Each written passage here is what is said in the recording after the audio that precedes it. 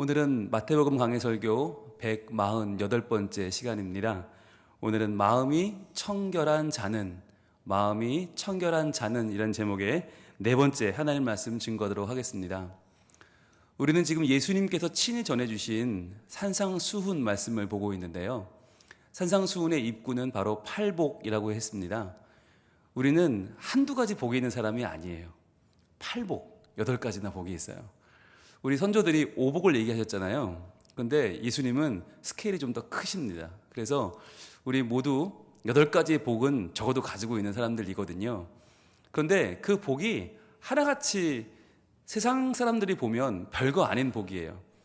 뭐 물질이 많은 것도 아니고 명예가 있는 것도 아니고 건강한 것도 아니고 자녀가 잘 되는 것도 아닌데, 그런데 이것은 하나님 나라에서는 너무나 귀한 복이에요. 그래서 우리가 하나하나 그저 흘려보낼 수 없는 복이고, 또한 이 복들은요, 세상에서 우리를 때로는 비웃는 복들이에요. 야, 그게 복이냐?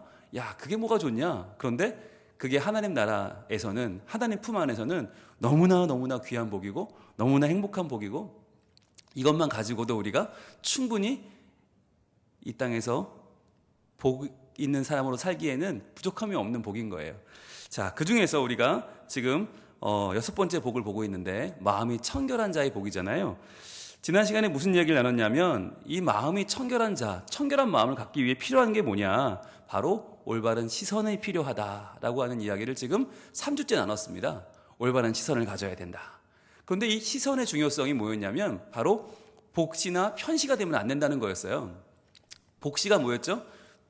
시선의 양쪽에 초점이 나뉘어지는 것. 그래서 2개의 초점을 갖게 되는 더블 포커싱, 이것이 바로 복시였어요. 그래서 하나님과 재물을 동시에 섬길 수가 없다.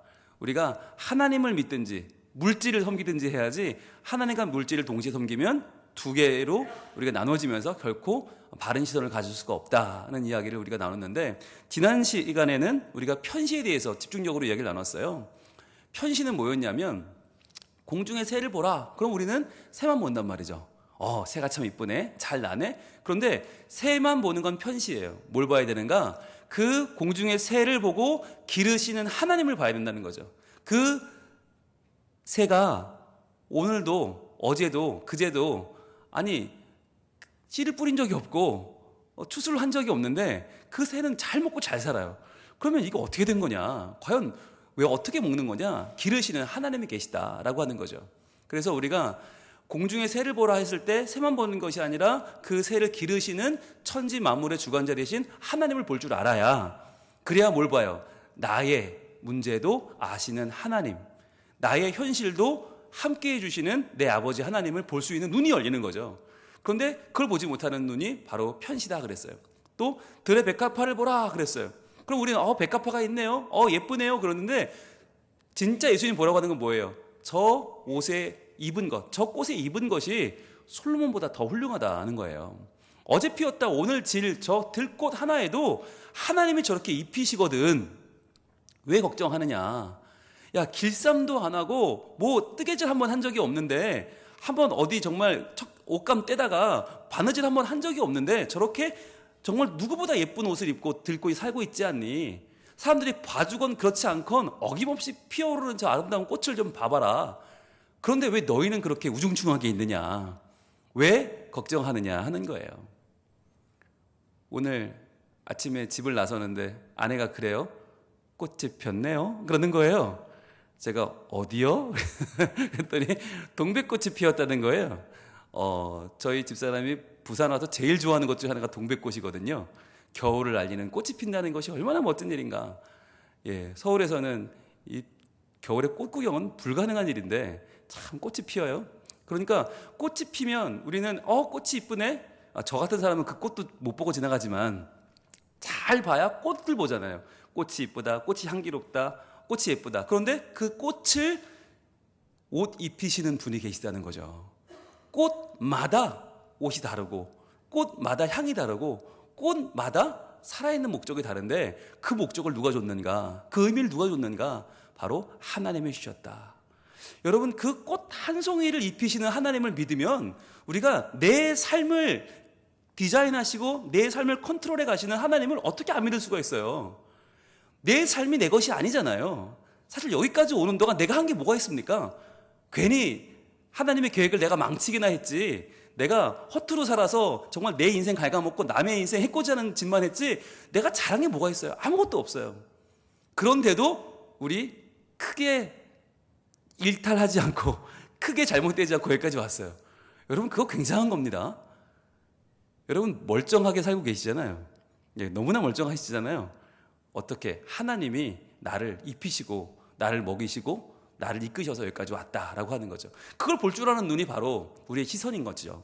그런데 우리의 시선은 자주 편시하게 되고, 그것은 예수 그리스도의 구원의 사건, 하나님의 계획을 놓쳐버리는 실수를 범하기도 한다고 그랬죠.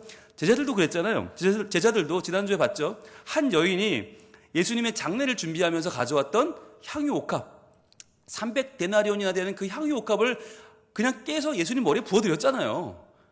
예. 근데 우리는 뭘 가지고 따지냐면 요한복음에는 발에다 부었다고 그랬는데 왜 마태복음은 머리에다 부었다고 그러지? 이런 걸 가지고 우리 싸워요. 예, 아무 의미 없는데, 그죠? 머리에 부었으면 몸을 타고 발까지 흘렀겠죠. 그게 뭐 중요해요? 중요한 건 뭡니까? 왜 드렸냐는 거잖아요. 이걸 왜 드렸냐? 예수님의 장례, 즉 예수님이 입버릇처럼 사실 말씀하셨잖아요. 4번이나 마태복음에서 나 이제 예루살렘으로 가면 거기서 잡혀 죽을 거라고, 죽는다고 4번이나 강조해 말씀하시면서 십자가를 지고 죽을 텐데, 그러나 나는 3일 만에 부활할 거라고. 그러니까 예수님의 이 죽음은 애도로 끝날 죽음이 아니잖아요. 이 죽음은 사실은 축하해야 되는 죽음이죠. 죽음 뒤에 부활이 있으니까. 그래서 이 죽음은 애도로 끝날 것이 아니고 우리의 모든 가지고 있는 것으로 그분을 경배하고 높이고 찬양하고 축하해야 될 죽음인데, 그 일을 아무도 안 했는데, 제자들 중에서 아무도 안 했는데 누가 한 거예요? 이름 없는 한 여인이 한 거죠. 이름 없는 한 여인이 자기의 1년치 연봉보다 더 많은, 남자들로 볼 때 1년치 연봉이니까 여자로 보면 그 당시에 정말 평생 모았을 만한 그런 귀중한 걸 드린 거죠. 왜? 이걸 받은 직한 분이 예수님이니까. 아니, 이것도 예수님의 존귀하면 미치지 못하니까 자기가 가진 가장 귀한 걸 드렸는데, 그걸 제자들은 뭐라고 그래요? 왜 허비하느냐? 이것 팔아서 가난한 사람 나눠주면 되잖아. 왜 허비하느냐라고 말하죠. 무슨 말이에요? 지금까지 그러면 자기는 왜 안 했어요? 가난한 사람들이 없었던 시절이 있어요? 언제나 있잖아요. 그러나 언제나 있는데도 그들은 하지 않았죠. 왜냐하면 그럴 마음이 없었으니까. 자기는 그럴 마음이 없으면서 그렇게 하는 남 보고 왜 그렇게 하냐고 손가락질 하는 게, 이게 죄악된 인간의 본성이에요. 아니, 자기가 못하는 걸 남이 하면 와 대단하다, 훌륭하다 이렇게 말이나 해줘야 되는데, 내가 못하는 걸 남이 하면 해코지를 해요. 내가 못하는 걸 남이 하면 그걸 참고 보지를 못해. 그리고 어떻게든 끌어내리고 그 사람을 바보를 만들어야 직성이 풀리는 이 인간의 못돼 먹은 본성이 제자들에게도 있었다니까요.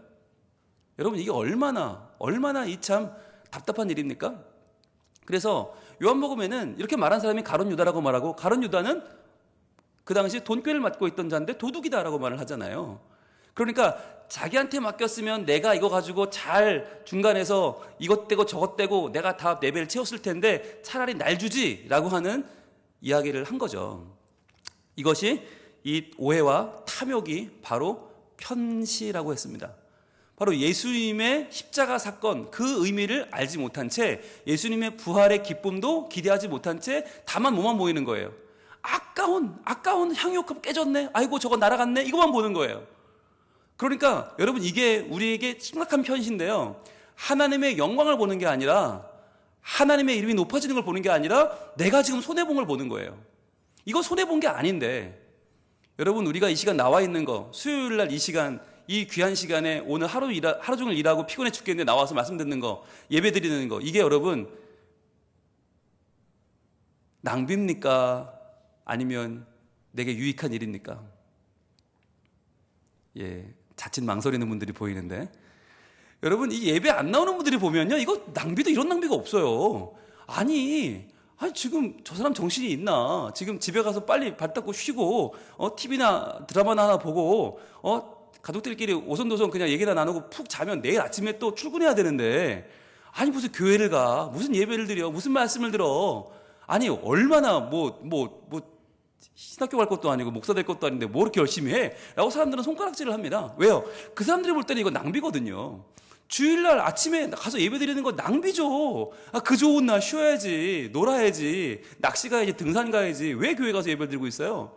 이게 그 가치를 모르면 편시, 우리가 봐서 깨져서 없어지는 것만 보면 이거 너무 아까운 거예요. 그런데 그 대상이 누구냐? 예수 그리스도에게 이게 부어지는 걸 생각하면 이건 아무것도 아닌 거죠. 예수 그리스도라는 분이 너무나 귀한 분이니까 그분을 내가 만날 수 있고, 그분을 만나 죄사함 받을 수 있고, 그분을 만나 나의 구원을 확인할 수 있고, 나의 영원한 생명이 주님 안에 이루어질 것을 확인받는 자리. 이거 얼마나 기뻐요.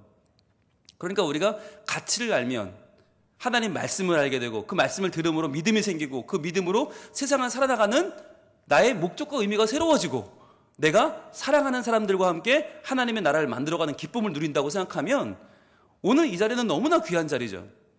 그런데 우리가 편시를 가지고 있으면 이 시간에 차라리 공부 한 자를 더하고, 차라리 운동을 더하고, 차라리 쉬는 게 나은 거죠.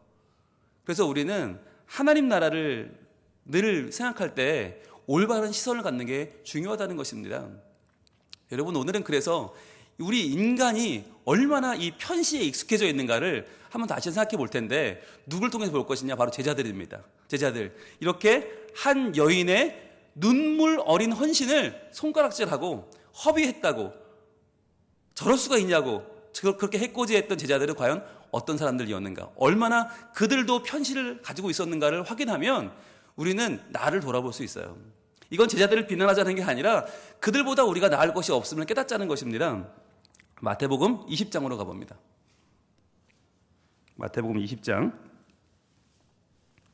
17절부터 보겠습니다. 과연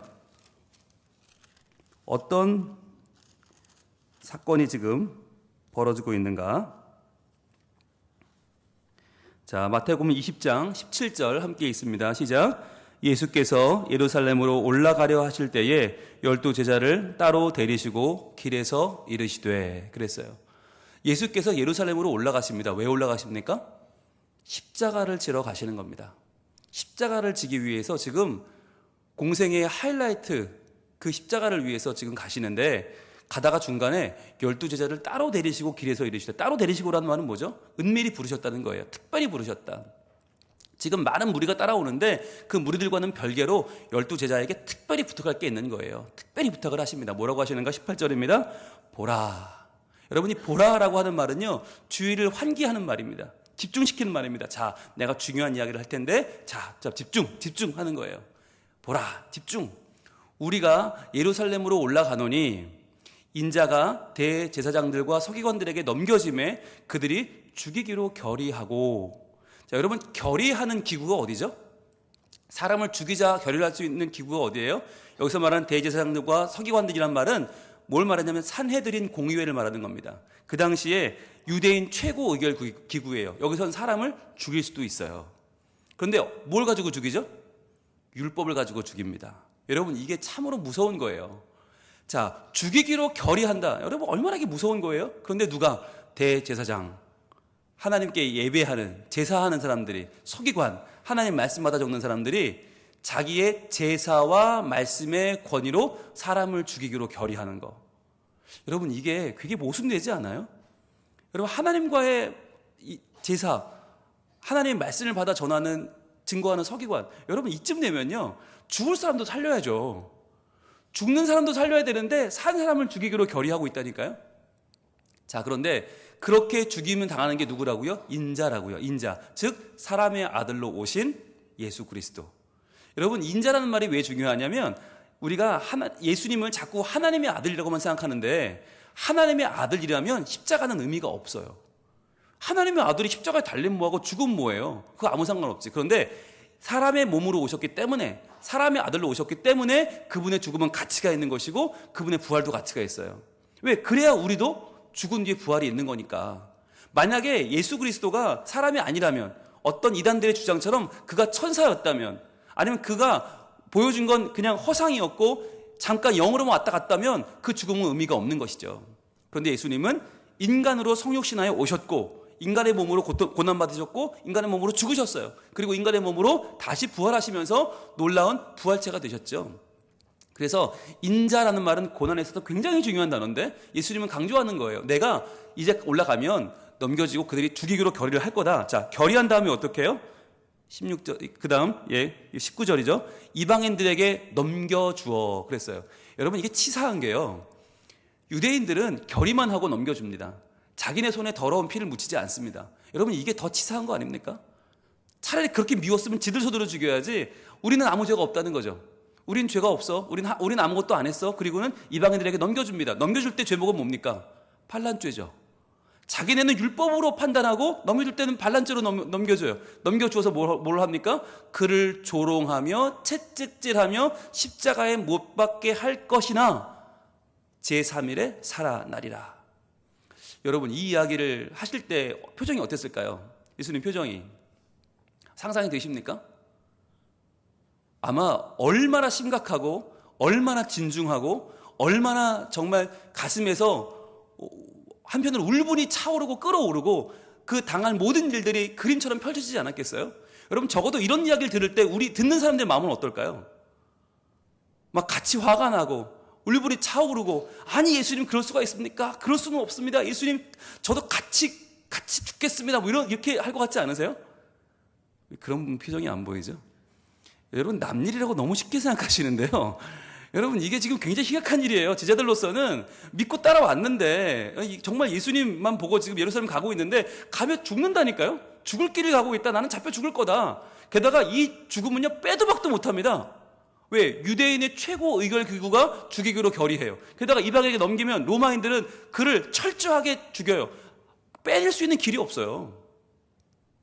자, 그런데 그중 하나의 희망은 뭐예요? 제3일에 살아나리라. 이거 하나만 희망인데 그나마도 살아날지 말지 어떻게 알아? 아직 모르는 거 아닙니까? 그러니까 예수님의 죽는다는 이 이야기는 사실 청천벽력이죠. 너무너무 기가 막힌 이야기죠. 여러분, 이 이야기를 들을 때 올바른 시선을 가진 사람이란 뭘 봐야 됩니까? 왜라고 물어야 됩니다. 왜 예수님은 그 죽음을 지금 뻔히 알면서 이 길을 가는가? 왜 예수님은 십자가에 죽어야만 하는가? 이분의 죽음이 나에게 무슨 의미인가? 여러분, 질문을 던지는 신앙이 중요해요. 성경을 읽을 때에도 왜라고 질문을 던져야만 거기서 답을 얻을 수 있어요. 여러분이 항상 너무나 오랜 시간 동안 설교를 듣는 데만 익숙하고 성경 공부를 배우는 데만 익숙해서 그냥 기다리면 알려주는 답을 적기에 급급한 분들이 의외로 많아요. 이런 분들은 고민하지 않아요. 생각하지 않아요. 그러니까 답을 주지 않으면 답을 알 수가 없어요. 왜라고 묻지 않으니까. 여러분, 이 본문을 여기까지 보셨으면 제자들이 입장에서는 물어봤어야 돼요. 예수님, 무슨 일입니까? 왜 이런 말씀하십니까? 왜 우리를 위해 죽으십니까? 그 죽음은 무슨 의미입니까? 물어야 되는데 전혀 그런 생각은 없고 편실을 가지고 있던 그들은 어떻게 합니까?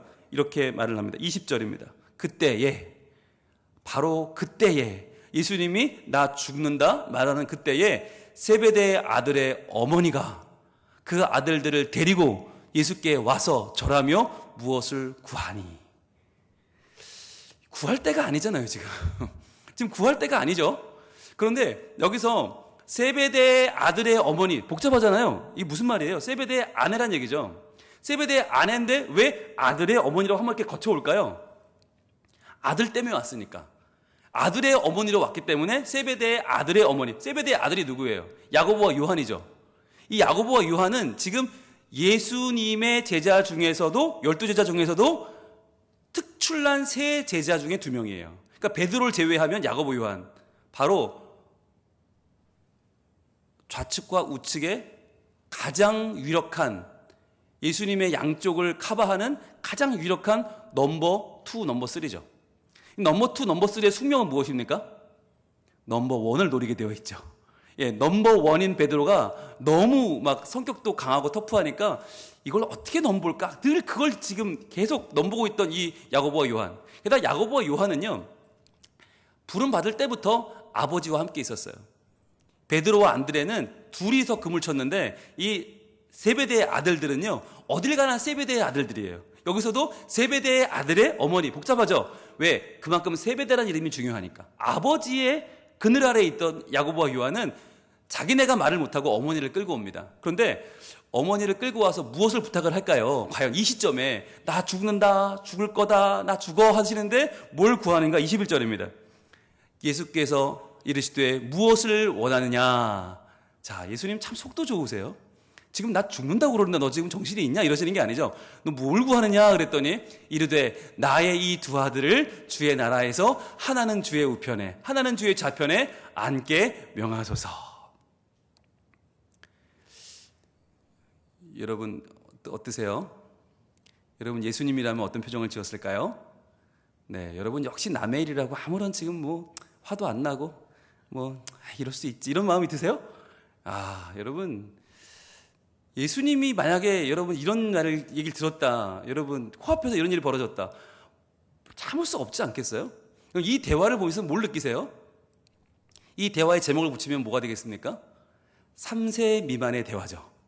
3세 미만이 이렇게 대화를 합니다. 둘이 아무런 내용의 개연성이 없어요. 서로 다른 얘기를 하고 있어요. 야, 나 배고파. 그러면 나는 사과가 먹고 싶어. 나 유튜브 보고 싶어. 서로 3세 미만인 애들은 다 각자 자기 얘기를 해요. 얘기가 섞이질 않아요. 인과관계가 없어요. 지금 딱 이 상태가 그렇지 않습니까? 예수님은 나는 이제 예루살렘 가면 죽는다 그러고 있는데 쪼르륵 바로 그때에 자기 아들 둘 데리고 와서 예수님께 하나는 우편에 하나는 좌편에. 여러분 어떻게 이런 얘기를 할 수가 있죠? 이게 제자들도 아니고 제자들의 어머니가 이럴 수 있다는 건 여러분 제자들은 더 형편없었다는 얘기죠. 여러분 본문에 보시면 이럴 수 있는 이유가 굳이 추론하면 뭐냐면 이 여인이 누구냐, 이 야고보와 요한의 어머니 즉 세베대의 아내는 성경을 잘 찾아보면 이 여인이 누구냐면 살로메라고 하는 여인인데 살로메는 바로 예수님의 어머니인 마리아의 동생입니다. 그러니까 예수님에게는 이모가 됩니다. 그러니까 이모쯤 되니까 이런 말을 할 수 있다고 생각한 거죠. 여러분 지금 이걸 부탁을 할 때 주님께 제자의 어머니로 부탁하는 것이 아닙니다. 이모가 조카한테 얘기를 하는 거예요. 왜냐하면 여기 번역을 보시면 우리말에는 주의 나라에서 하나는 주의 우편에 하나는 주의 좌편에 앉게 명하소서 했잖아요. 번역을 되게 멋있게 해놨어요. 원문에 보면 주의 나라가 아니고 주의 우편이 아니고 주의 좌편이 아니에요. 너의 나라예요. 수 퀴리 우 주님의가 아니고 수 너예요. 너 나라에서 니네 나라에서 하나는 너의 우편에 하나는 너의 좌편에 앉게 하여라 라고 말하고 있는 거예요. 예수야, 내 조카 예수야, 네가 죽든 말든 관계가 없는데 말이지, 너 분명히 내 아들들 데려갔으면 책임을 져야 되지 않겠니? 여기까지 왔는데 베드로한테 밀리면 얘 아버지 세베대 이름은 뭐가 되니? 안 되겠지? 그러니까 너의 나라에 갈 때 반드시 우리 아들을 하나는 너의 우편에 앉히고 하나는 너의 좌편에 앉히렴. 그래 줄 수 있겠지? 라고 말한 거예요.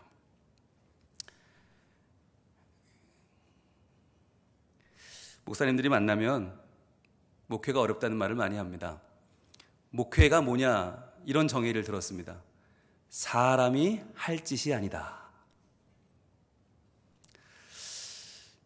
왜 그렇게 말을 할까요?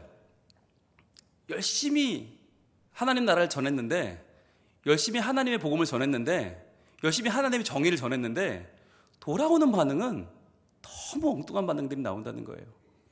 목이 터져라 하나님 말씀을 외치는데 돌아오는 반응은 3세 미만의 반응들이 돌아온다는 거예요.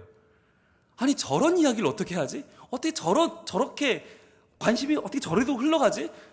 이해할 수 없는 상황들이 벌어지니까 20년 30년 목회하신 분들이 곧 은퇴를 앞두고 하시는 얘기가 목회는 사람이 할 짓이 아니다. 이제 목회를 막 시작한 저의 입장에서는 에이 목사님 그렇게까지 말씀하십니까? 그거 너무 심한 거 아닙니까? 라고 말하고 싶지만 그러나 그 자리에 앉은 모든 목사님들이 다 공감하시더라고요. 그렇지, 사람이 할 짓이 아니지. 아마 예수님이 이런 마음이지 않았을까요? 정말 제자를 기른다는 것은, 제자들에게 하나님 나라를 가르친다는 것은, 하나님의 복음을 전한다는 것은, 이 죄인들을 구원한다는 것은 이게 사람이 할 짓이 아니로구나. 내가 너희를 위해 죽는다는데, 아니 죽을 뻔하는 것도 아니고 죽는다는데 제자들은 눈 하나 깜짝하지 않고 좌편과 우편을 노리고 있어요. 여러분, 이게 과연 제자들만의 이야기입니까? 이게 과연 우리하고는 별개의 문제입니까? 여러분, 지금 우리가 살아가는 이 영적 전쟁의 이 과정 속에서 우리가 하나님 말씀을 왜 배워야 하고, 왜 기도해야 되고, 왜 깨어 있어야 하고, 왜 예배해야 됩니까? 여러분, 그러지 않으면 우리는 정말 이 세상이 말하는 그 물질주의와 이 이기주의와 이 간악한 세상의 흐름 속에 쓸려갈 수밖에 없어요. 아무리 버티려고 해도 하나님 말씀이 아니면, 예수 그리스도의 보혈의 능력이 아니면 우리는 버틸 수가 없어요. 금세 물들어 버리고 금세 세상에 휩쓸려가 버릴 수밖에 없어요. 그런데 우리는 그 와중에 예수님의 십자가나 나를 향한 하나님의 사랑이나 하나님이 나를 통해 이루고자 하시는 하나님의 뜻에는 관심이 없고, 그저 내가 잘 되는 것, 내 뜻이 이루어지는 것, 내가 남보다 잘 되고, 내가 인정받고, 내가 사랑받고, 내가 높임받고, 내가 한자리 하는 거, 거기밖에는 아무 관심이 없단 말이에요. 결국은 내가 모든 것의 기준이 되고, 내가 모든 것의 목적이 되어버린 우리 자신. 물론 다 그렇지 않겠죠. 언제나 그런 건 아니겠죠. 그런데 중요한 순간에 우리가 넘어질 수밖에 없는 인간의 현실, 정말 결정적인 순간에 하나님이 아니라 나의 욕망을 택할 수밖에 없는 그 인간의 죄성, 이거 어떻게 하느냐는 거예요. 어떻게 하면 될까요? 여러분, 이 편시, 우리에게 있는 이 편시의 문제는 매우 심각한 문제입니다. 우리는 정말 예수 그리스도, 나를 위해 죽으시는 예수 그리스도의 십자가를 지금 고민하고 있습니까? 묵상하고 있습니까? 예수님 왜 나 같은 죄를 위해 죽으셨나요? 왜 나같이 버러지 같은 인생을 위해서 왜 그 귀한 보혈을 흘리셨나요? 우리는 그 보혈에 대해서 고민합니까? 묻고 있습니까? 나를 위해서 예수님이 죽으셨다는 사실이 너무나 당연하게 느껴지지 않습니까? 아무런 의문도 없고, 아무런 아까움도 없고, 아무런 경외심도 없고, 그저 구원했다니까 그런 줄 알고 나는 그냥 구원받으면 되겠네? 난 천국 가겠네? 라고 너무나 아무렇지 않게 우리는 받아들이고 있지 않냐는 거예요. 여러분, 방법은 한 가지밖에 없습니다. 이제 우리가 정말 바른 시선을 가지고 살아가서 우리의 마음이 청결하게 되고 우리가 하나님을 보는 자가 될 수 있는 방법은 한 가지밖에 없어요. 같이 한번 보겠습니다. 찾아봅니다. 시편 51편으로 갑니다. 시편 51편. 여러분, 시편 51편은 누가 썼냐면 다윗이 썼어요. 그런데 다윗이 언제 썼냐면 밧세바와 동침한 후에 선지자 나단이 그에게 왔을 때 썼어요. 그러니까 다윗도 남부럽지 않은 사람이었어요. 왕이었고 하나님 사랑을 받았고 하나님 마음에 합한 자였어요. 그런데 그랬던 그도 결정적인 순간에 하나님을 바라보지 못하고 자기의 유욕을 바라봐서 간음하고 말았죠. 그렇게 밧세바로 인해서 범죄하고 그 마음이 피폐하게 되었을 때 그 다윗은 비로소 깨달았습니다. 아, 나는 마음이 청결하지 않다는 것을. 나는 편시와 복시로 내 시선이 올바르게 하나님을 향하여 가 있지 못하다는 걸 깨달았어요. 그때 그가 드렸던 기도는 바로 이 기도입니다. 시편 51편 10절입니다. 같이 읽겠습니다. 시작. 하나님이여, 내 속에 정한 마음을 창조하시고 내 안에 정직한 영을 새롭게 하소서. 여러분, 이것이 왜 중요하냐? 여기서 말하는 하나님이여 라고 한 이 기도는, 이 신명은 엘로힘인데요. 엘로힘이 누구냐면 바로 창세기 1장 1절에 태초에 하나님이 천지를 창조하시니라의 그 하나님이에요. 엘로힘이에요. 평상시에 다윗은 하나님을 여호와라고 불렀습니다. 나와 가까운 하나님, 나에 가깝게 다가오셔서 나에게 언약을 맺으시고 언약을 이루시는 참 좋은 가까이 있는 여호와라고 불렀는데, 지금은 여호와가 아니라 엘로힘이라고 불러요. 엘로힘. 왜? 나는 내 마음을 어찌할 수 없는데 내가 지금 누가 필요해요? 전능하신 창조주가 필요한 거예요. 가까이 계신 분이 아니라 정말 전능하신 하나님이 필요해요. 나를 살릴 수 있는 유일한 분이 필요해요. 그분이 누구냐? 내 속에 정한 마음을 창조하시는 분. 여기서 말하는 창조라고 하는 말도 창세기 1장 1절에 나온 그 말이에요. 마라라고 하는 말이에요. 창세기 1장 1절이 브레시트 마라 엘로힘 이렇게 시작되거든요. 태초에 하나님이 천지를 창조하신다. 거기 나오는 마라와 엘로힘이 여기 다 나와요. 엘로힘, 하나님이요, 내 속에 정한 마음을 창조하시고 마라하시고, 즉 하나님 앞에 뭘 구하나? 창세기 1장 1절에 하나님이 태초에 천지를 창조하신 그 은혜를 구하는 거예요. 왜요? 나는 할 수 없기 때문에. 나는 이제 알게 되었어요. 내 마음에 정한 마음을 갖는다는 건 불가능하구나. 내가 결심한다고 되는 게 아니고, 내가 뭐 공부한다고 되는 게 아니고, 돌을 닦는다고 되는 게 아니고, 이건 천지를 창조하는 것만큼이나 이건 위대한 일이고, 이건 독특한 일이고, 하나님밖에 할 수 없는 일이구나. 그래서 하나님, 태초에 천지를 창조하신 하나님이여, 내 속에 정한 마음을 창조하여 주옵소서라고 기도하고 있는 거예요. 여러분, 이게 오늘 우리의 기도가 되어야만 합니다. 내가 조금 나아져서 마음이 청결해질 수 있는 게 아니에요. 내가 조금 노력하고 내가 조금 열심히 살면 되는 게 아니고요. 하나님이 오셔야 돼요. 전능하신 하나님이요, 내 속에 정한 마음을 창조하여 주소서.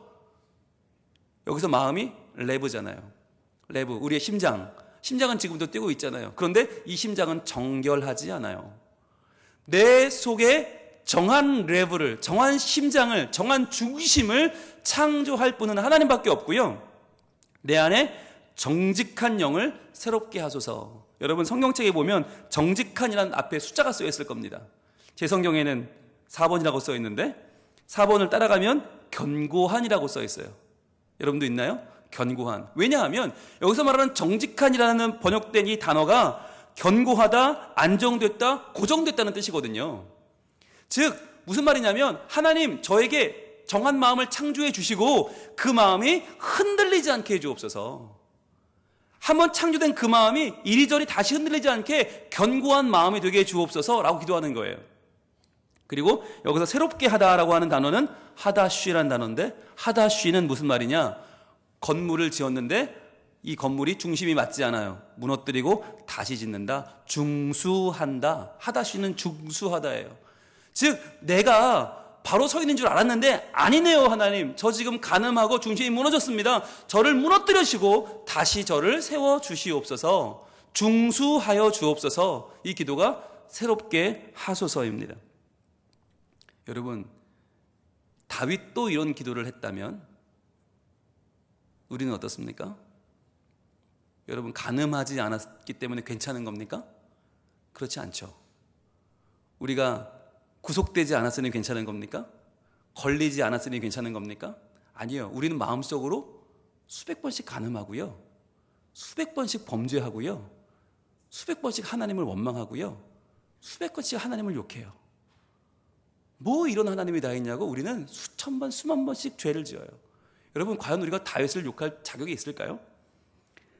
다윗은 드디어 심각한 상황임을 깨닫습니다. 아, 이러다가 나는 죽겠구나. 이러다 나는 내 영혼이 망가지겠구나. 난 망하겠구나를 깨닫습니다. 그래서 11절에 이렇게 또 기도합니다. 11절 이렇게 이어집니다. 시작.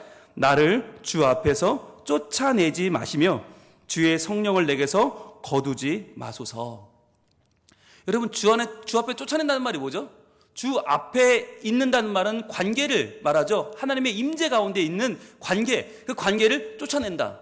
여러분, 쫓아낸다고 하는 말이 에이, 애들은 가라, 허이 이 단어가 아니에요. 쫓아낸다고 하는 말이 뭐냐면 죽은 시체나 오물을 골짜기에 버린다는 뜻이에요. 사람이 죽었어요. 하나, 둘, 셋, 휘! 버리는 거. 어이구, 쓰레기가 있네? 하나, 둘, 셋, 휘! 버리는 거예요. 이때는 쓰레기장이 기드론 골짜기였거든요. 기드론 골짜기에 사람을, 시체를 던지거나 죽어있는 쓸데없는 쓰레기들, 오물을 던지듯이 그렇게 나를 던져버린다는 거예요. 왜? 나는 죽었으니까. 살아있는 것 같으나 내 영이 썩고 내 영이 부패했고 나는 하나님 앞에 죽은 자같이 되어서 나를 던져버린다는 거예요. 제발 그렇게 하지 말아 주옵소서 기도하는 거죠. 또 하나, 주의 성령을 내게서 거두지 마옵소서. 여러분, 주의 성령을 거두었던 사람이 누구입니까? 다윗이 봤잖아요. 사울이죠. 사울 왕이죠. 사울이 처음에는 하나님의 성령이 감동돼서 굉장히 훌륭했던 사람이잖아요. 그런데 막판에 그는 어떻게 됩니까? 악령이 씌워서, 악령 때문에 이 다윗을 불러서 다윗이 연주를 하지 않으면 견딜 수 없는 악령에 시달리게 되죠. 여러분, 주의 성령을 거두어가는 것을 다윗은 눈으로 확인했습니다. 아, 하나님 성령을 거두어 가시면 사람이 저렇게 되는구나. 저렇게 정말 전혀 다른 사람이 되는구나. 사울을 보면서 깨달았죠. 제발 나를 그렇게 하지 말아 주옵소서라고 기도한 거죠. 그러면서 12절 마지막으로 이렇게 기도합니다. 같이 읽습니다. 시작. 주의 구원의 즐거움을 내게 회복시켜 주시고 자원하는 심령을 주사 나를 붙드소서 그랬어요. 여러분, 여기서 중요한 건 구원을 회복시키는 게 아니죠. 구원의 즐거움을 회복시켜 줍니다. 뭘 알았는가? 나의 구원이 흔들리지 않는다는 것은 알았어요. 참 그래도 믿음이 좋아요. 네, 내 구원이 흔들리는 게 아니라 구원의 즐거움을 회복시켜 달라고 기도하는데, 여러분, 이게 얼마나 우리에게는 중요한 기도인지 몰라요. 우리가 죄를 지으면 우리의 죄를 지었다고 구원이 흔들리지는 않아요. 그러나 무엇이 없어져요? 구원의 즐거움은 없어져요. 그때부터 죄책감이 시달리게 되고요. 그때부터 죄가 큰 죄의 짐을 지고 다니면서 우리는 아무런 즐거움 없는 신앙생활을 하게 되는데, 그것은 정말 불행한 일입니다. 매일매일 율법에 눌려 살고요. 매일매일 하나님 앞에 나오는 게 부담스럽고요. 말씀을 듣기가 좀 고통스럽고요. 하나님 자녀라는 것이 내게는 너무나 큰 부담으로 다가올 수밖에 없는 그 인생. 여러분, 그건요, 차라리 죽는 게 나아요. 그래서 다윗은 고백하는 거예요. 하나님, 그 구원의 즐거움을 내게 회복시켜 주시옵소서. 여기서 말하는 구원이라고 하는 단어, 너무너무 중요한 단어인데, 예사에서 뭐가 나왔어요? 예수가 나왔습니다. 예수. 구원하는 자 예수. 자기 백성을 구원할 자 예수. 예수의 이름이 바로 이 구원에 나왔거든요. 예수하에 나왔거든요. 즉, 이 말을 바꾸면 주님의 예수 그리스도의 즐거움을 내게 회복시켜 주옵소서. 예수 믿는 즐거움을 회복시켜 주옵소서. 예수 믿는 게 너무 좋고 행복하고 교회 나오는 게 기뻐 죽겠고, 내가 교회 나가는 발걸음이 가볍고 하나님 말씀 듣는 게 너무 좋고 찬양하는 마음이 너무나 행복한 성도들 만나 교제하는 게 너무너무 살갑고 따뜻하고 그리워지는 그 마음을 회복시켜 주시옵소서. 왜? 죄를 짓고 났더니 그 마음이 안 생기거든요. 여러분, 교회 오라고 그러면 고개를 설레설레 젓는 사람들 왜 그런지 아세요? 구원의 즐거움이 사라졌어요. 예수의 즐거움이 사라진 거예요. 왜? 내 죄가 얼마나 큰지를 알기 때문에 하나님 앞에 나갈 수가 없는 거예요. 그래서 그 마음이 점점 하나님에서 멀어져서 그 안에 예수의 즐거움이 사라져버린 거예요. 여러분, 이걸 누구에게 구해요? 하나님께 구하는 거죠. 여러분, 참 재미있는 말이 이거잖아요. 자원하는 심령을 주사. 이 말이 얼마나 웃긴 말이에요. 자원이란 말이 뭐예요? 내가 스스로 하는 거 아니에요. 근데 자원하는 마음을 누구한테 구해요? 지금 웃긴 거지. 자원은 내가 하는 거 아니에요? 그런데 여러분, 자원도 내가 하는 게 아니라는 거예요. 다윗은 그걸 깨달았어요. 아, 자원조차 내가 하는 것이 아니로구나. 이것조차도 하나님이 자원하는 심령을 주시지 않으면 할 수 없구나. 하나님, 나를 붙드소서. 나를 붙드시지 않으면 저는 할 수 없습니다. 여러분, 이것이 우리 인간의 현 주소입니다. 오늘 우리도 다시 한번 우리의 마음을 들여다보기를 원해요. 과연 내 마음이 괜찮아요? 이 정도면 훌륭해요? 이 정도면 그럭저럭 지낼만 해요? 아니요. 우리는 두 손을 벌리고 하나님이요, 내게 정한 마음을 창조하여 주옵소서. 다시 한번 나는 하나님의 창조가 필요합니다. 하나님의 창조 외에는 나를 바꿀 수 있는 교사가 없고, 나를 고칠 수 있는 코치가 없고, 나를 만들 수 있는 멘토가 없고, 나를 살릴 수 있는 의사가 없습니다. 오직 하나님, 창조하시는 엘로힘 하나님만이 나를 살릴 수 있으니 내 마음을 하나님이 다시 한번 창조해 주옵소서. 자원하는 심령마저도 하나님 만들어 주시고 예수의 즐거움을 내게 회복시켜 주시옵소서.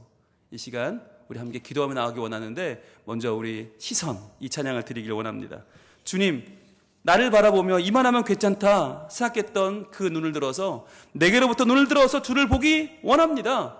주님의 일을 볼 때 내 작은 마음을 돌이켜 주시고 하늘의 꿈꾸게 하시고, 주님께서 내게 찾아오셔서 모든 시선을 주님께 드리고 살아계신 하나님을 느낄 때 내 삶은 주의 역사가 되게 하시고 하나님의 일하심을 시작하시는, 다시 한번 내 마음에 창조의 은혜가 임하는 복된 시간이 되게 하셔서 내 마음이 새로워지고 주님의 마음을 품게 되는 귀한 역사를 허락하여 주시옵소서. 우리 기도하는 마음으로 시선 찬양 드리겠습니다.